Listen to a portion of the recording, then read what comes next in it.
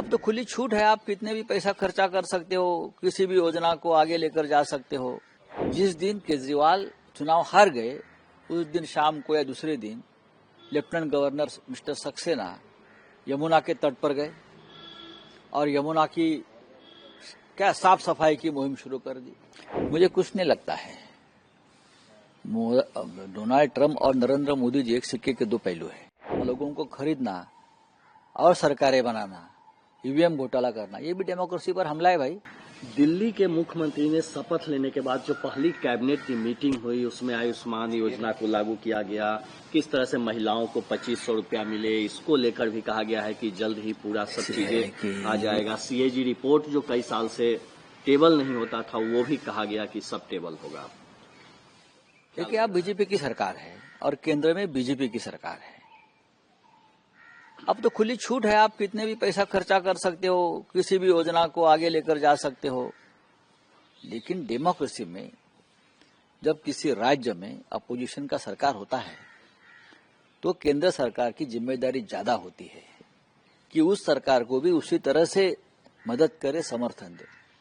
लेकिन आपने देखा होगा, जिस दिन केजरीवाल चुनाव हार गए उस दिन शाम को या दूसरे दिन lieutenant governor mister Saxena Yamuna के तट पर गए और यमुना की क्या साफ सफाई की मुहिम शुरू कर दी।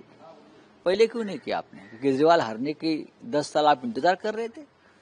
फिर उसका मतलब है आप ये चाहते थे जब तक केजरीवाल की सरकार है या और किसी की सरकार है जो बीजेपी की नहीं है, तब तक हम कोई मदद नहीं करेंगे, कोई काम नहीं करेंगे सरकार का और लोगों को हम तकलीफ देते रहेंगे।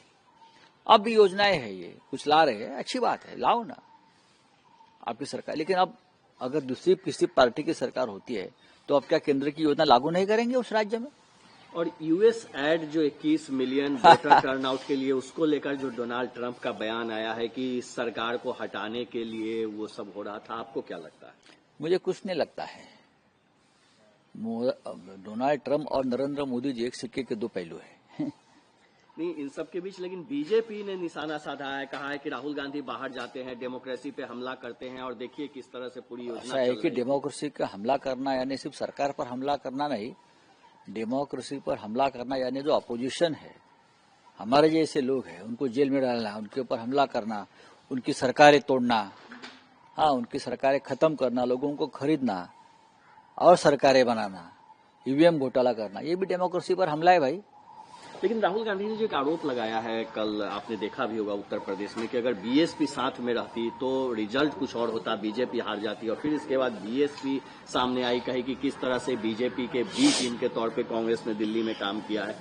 आपको क्या लगता है कि राहुल गांधी के बयान को? राहुल गांधी जी का बयान जो है वो हमारे मन में भी था कि अगर उत्तर प्रदेश में बीएसपी साथ रहती तो पूरा चुनाव का गणित और समीकरण बदल जाता।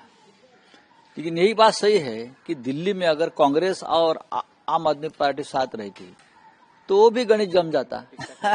और एक आखिरी सवाल सर, मणिपुर के गवर्नर ने कहा है, चूंकि वहाँ राष्ट्रपति शासन लागू है, कि जितने भी इलीगल वेपन है वो 7 दिनों में सरेंडर कर दीजिए, नहीं तो क्या एक्शन होगा। ठीक है, होने दो एक्शन, देख लेंगे।